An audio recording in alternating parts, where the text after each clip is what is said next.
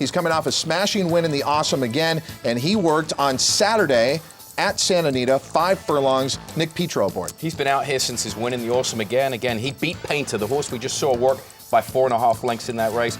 If you're going to compare this work to the 2 we've just seen from Baffert, not as flashy. You've got a horse working on his own, not in company. Maybe he doesn't look as collected in the bridle. By all reports, this is a horse that sometimes in the morning can work well. Sometimes he just puts in a so-so effort in the morning. But one thing about it, he shows up in the afternoon. He's been besieged by foot problems over the years, but I couldn't knock this work. It was just okay.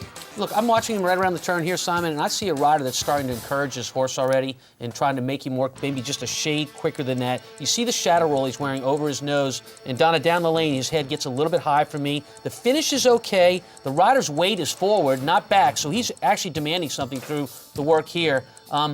I would have liked to seen a better work than this, particularly with his style of running, because I think the Breeders' Cup sets up for a horse that maybe comes from off the pace. Tom, I saw what you saw. I went back and watched the Awesome Again Stakes, and he was just like this with that high head through the stretch with Gary Stevens when he won. And see how he's got his head tilted a little bit, like he's getting out a little bit? I've seen him get out much worse than this before. I think this is a good work for him, I think. That's him. That's why you've got to have a record of workouts, or at least races to go back and compare these horses to. Because if you watch that for the first time, you say he's a little high-headed, but that's just him. At the age of 5, he's been doing that a long time. Mucho, Macho Man, completing 5 furlongs in a minute and 3/5 on Saturday at Santa Anita. Last major work leading to the Breeders' Cup Classic.